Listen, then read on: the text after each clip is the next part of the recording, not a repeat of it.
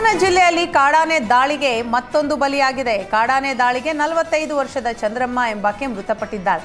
ಬೇಲೂರು ತಾಲೂಕಿನ ಅಂಕಿಹಳ್ಳಿ ಗ್ರಾಮದಲ್ಲಿ ಈ ಘಟನೆ ನಡೆದಿದೆ.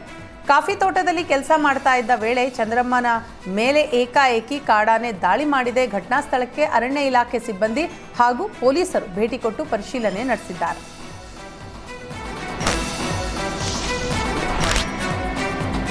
ಅರಮನೆ ನಗರಿ ಮೈಸೂರಿನಲ್ಲಿ ಮತ್ತೆ ಸರಗಳ್ಳರ ಹಾವಳಿ ಶುರುವಾಗಿದೆ. ರಸ್ತೆಯಲ್ಲಿ ನಡೆದುಕೊಂಡು ಹೋಗ್ತಾ ಇದ್ದ ಸಂದರ್ಭ ಬೈಕ್ನಲ್ಲಿ ಬಂದ ಕಳ್ಳರು ಮಹಿಳೆಯ ಚಿನ್ನದ ಸರವನ್ನ ಎಗರಿಸಿ ಪರಾರಿಯಾಗಿದ್ದಾರೆ. ಮೈಸೂರಿನ ವಿದ್ಯಾರಣ್ಯಪುರಂ 4ನೇ ಕ್ರಾಸ್ನಲ್ಲಿ ಈ ಘಟನೆ ನಡೆದಿದೆ. ನಿನ್ನೆ ರಾತ್ರಿ 8 ಗಂಟೆ ಸುಮಾರಿಗೆ ಶಾರದಮ್ಮ ಎಂಬುವವರ 50 ಗ್ರಾಂ ಚಿನ್ನದ ಸರವನ್ನ ಕಳ್ಳರು ಕದ್ದು ಪರಾರಿಯಾಗಿದ್ದಾರೆ. ಘಟನೆಯ ಸ್ಥಳಕ್ಕೆ ವಿದ್ಯಾರಣ್ಯಪುರ ಠಾಣೆಯ ಪೊಲೀಸರು ಭೇಟಿ ಕೊಟ್ಟು ಪರಿಶೀಲನೆ ನಡೆಸಿದ್ದು ಸರಗಳ್ಳರ ಪತ್ತೆಗೆ ಬಲೆ ಬೀಸಿದ್ದಾರೆ.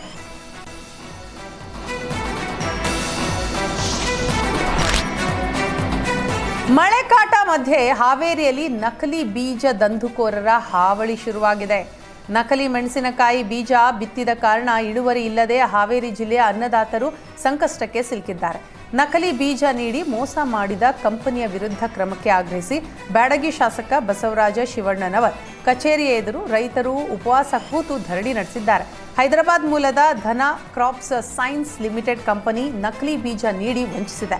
ನಕಲಿ ಬೀಜ ಕೊಟ್ಟ ಕಂಪನಿಯಿಂದಲೇ ಪರಿಹಾರ ಕೊಡಿಸುವಂತೆ ರೈತರ ಹೋರಾಟ ಮುಂದುವರೆದಿದೆ.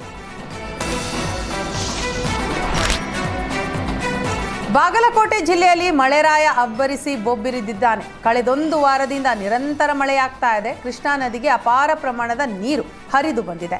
ಜಮಖಂಡಿ ತಾಲೂಕಿನ ಚಿಕ್ಕಪಡಸಲಗಿ ಬ್ಯಾರೇಜ್, ಶ್ರಮಬಿಂದು ಸಾಗರ ಬ್ಯಾರೇಜ್ ಸಂಪೂರ್ಣ ಭರ್ತಿಯಾಗಿದೆ. ಕೃಷ್ಣಾ ನದಿ ಮೈದುಂಬಿ ಹರಿತಾ ಇರುವ ಕಾರಣ ರೈತರ ಮೊಗದಲ್ಲಿ ಮಂದಹಾಸ ಮೂಡಿದ್ದು ಬಿತ್ತನೆಗೆ ಸಜ್ಜಾಗಿದ್ದಾರೆ.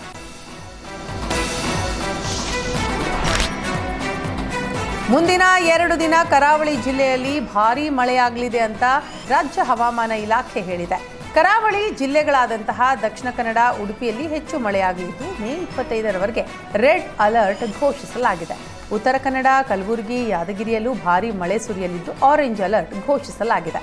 ವಿಜಯಪುರ, ಬಳ್ಳಾರಿ, ಚಿತ್ರದುರ್ಗ, ದಾವಣಗೆರೆ, ವಿಜಯನಗರದಲ್ಲಿ ಸಣ್ಣ ಪ್ರಮಾಣದ ಮಳೆಯಾಗಲಿದ್ದು ಯೆಲ್ಲೋ ಅಲರ್ಟ್ ಘೋಷಿಸಲಾಗಿದೆ. ಇನ್ನು ರಾಜಧಾನಿ ಬೆಂಗಳೂರಿನಲ್ಲಿ ಮಳೆಯ ಪ್ರಮಾಣ ಇಳಿಕೆಯಾಗಲಿದ್ದು ಸಣ್ಣ ಪ್ರಮಾಣದ ಬಿಸಿಲು ಇರಲಿದೆ ಅಂತ ಹವಾಮಾನ ತಜ್ಞರು ಹೇಳಿದ್ದಾರೆ.